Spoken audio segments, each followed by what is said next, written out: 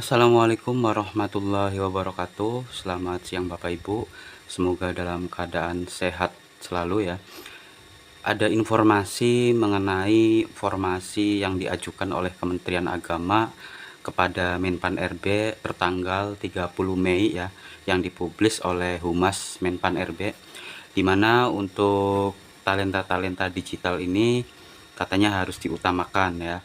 Untuk formasi dari Kementerian Agama ini mendapat kuota sejumlah 110.553 formasi untuk CASN tahun 2024, di mana untuk Kementerian Pendayagunaan Aparatur Negara dan Reformasi Birokrasi ini mendorong sejumlah CASN itu bisa membawa perubahan agar birokrasi lebih berdampak bagi masyarakat serta merekrut talenta digital yang utamanya ya. Jadi pada Rabu tanggal 29, tepatnya bulan Mei kemarin, Kementerian Agama menyerahkan formasi CASN kepada seluruh satuan kerja, kantor wilayah, serta perguruan tinggi keagamaan negeri di seluruh Indonesia. Formasi tersebut itu terdiri ya, dibagi menjadi dua, 20.772 untuk CPNS dan 89.781 untuk P3K ya, baik itu teknis dan guru.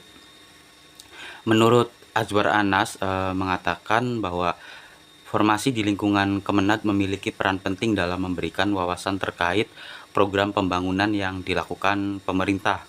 Contohnya ya, untuk pelibatan penyuluh agama, penghulu untuk menjembatani program prioritas pembangunan dengan masyarakat ya. Misalnya penghulu bisa menekankan soal penanganan stunting ke calon pengantin, kemudian penyuluh agama tentu saja harus terus intens mendorong moderasi beragama ya.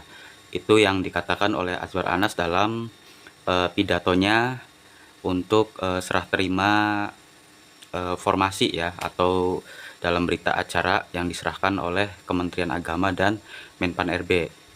Nah, kemudian untuk yang paragraf berikutnya, menurut Deputi Bidang SDM Kemenpan ya, Abdul Hakim mengatakan ekosistem birokrasi tidak boleh lagi klise dengan tumpukan kertasnya. Kementerian Agama diharapkan bisa merekrut talenta-talenta baru agar birokrasi kita ke depannya semakin modern dan efisien.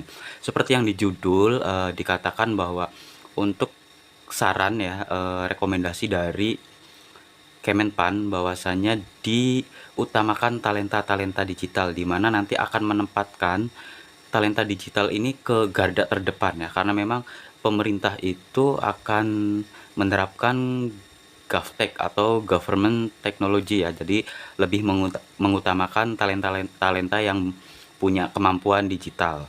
Jadi tidak hanya lulusan-lulusan yang dari IT, melainkan guru-guru muda yang mampu atau bersaing untuk di bidang IT gitu, atau melek IT, bukan yang cara kerjanya bukan dengan cara yang konvensional kayak dahulu-dahulu gitu ya.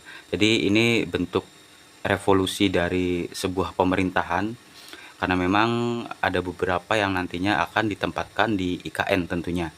Nah, hal itu merupakan salah satu poin utama dari arah kebijakan pengadaan ASN di tahun 2024 ini. Deputi Bidang SDM menjelaskan bahwasanya poin lainnya adalah pengadaan ASN fokus pada tenaga guru dan kesehatan. Untuk talenta digital ini tidak hanya ditempatkan di bidang teknis atau penyuluh agama ya, tapi seperti prioritas ASN tahun sekarang yaitu untuk menuntaskan guru yang berada di Kementerian Agama, kemudian Kemenkes juga di lingkungan kesehatan ya. Ini tentunya akan menjadi hal yang penting dan akan menjadi prioritas bagi Menpan RB untuk pengadaan CASN tahun 2024. Kemudian dengan jumlah formasi yang besar, polemik tenaga non-ASN diharapkan bisa segera terselesaikan ya. Seperti arahan Bapak Presiden, penyelesaian tenaga non-ASN harus menghindari PHK massal, tidak mengurangi pendapatan para non-ASN, kemudian hindari pembengkakan anggaran APBN, serta sesuai dengan regulasi yang ada atau yang sudah berjalan di tahun sekarang. aturan-aturan hukum, Bapak Ibu bisa lihat ya produk hukum di apa namanya, di browsing gitu ya, browsing di internet, bahwa di situ banyak aturan-aturan yang dari tahun-tahun kemarin direvisi pada tahun 2024 ini untuk menuntaskan pegawai non ASN tentunya. Kemudian Deputi Bidang SDM mengatakan untuk mengingatkan agar Kemenag dan satuan kerja di bawahnya untuk sebisa mungkin mengurangi rekrutmen pada jabatan yang akan terdampak transformasi digital. Kita utamakan rekrut talenta digital ya. Nah, pada acara penyerahan tersebut, Sekjen Kemenag yaitu Muhammad Ali Ramdhani untuk pesan seluruh satuan kerja yang ada di Kemenag untuk bekerja maksimal dalam pengadaan CASN ini. Ia meminta optimalisasi formasi yang dialokasikan untuk masing-masing satuan kerja.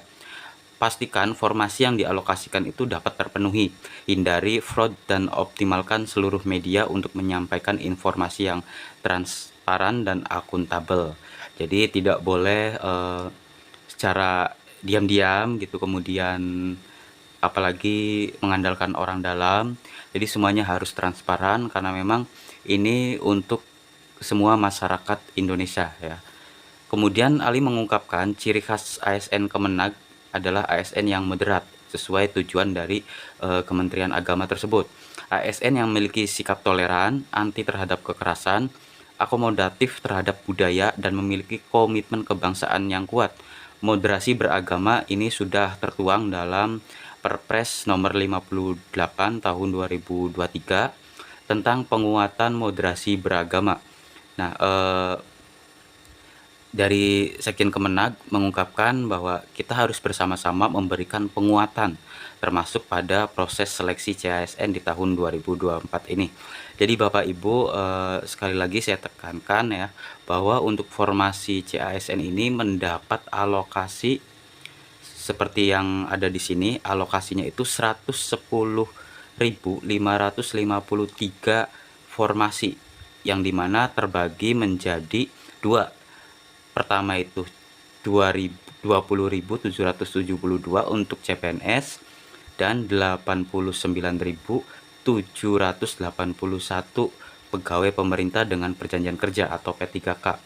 Nah, nantinya untuk detail formasinya Bapak Ibu bisa mengunjungi website Kemenag. Nanti kan akan dibagi-bagi lagi untuk jabatan yang akan diisi, CPNS apa aja, penempatannya di mana, itu nanti secara detailnya bisa mengunjungi website Kemenag. Begitupun dengan P3K, Bapak Ibu bisa mengunjunginya langsung di website Kemenag. Nanti akan dibagi lagi, yaitu tenaga teknis, kemudian guru, dosen yang bernaungan di Kemenag. Nantinya daerah ya, kemudian penempatannya di mana, jabatannya apa, nanti ada di situ ya Bapak Ibu. Nah, untuk sekedar gambaran umum mungkin ini yang bisa saya sampaikan ya, kurang lebihnya mohon maaf. Terima kasih yang sudah mendukung channel ini dengan subscribe. Saya akhiri, wassalamualaikum warahmatullahi wabarakatuh.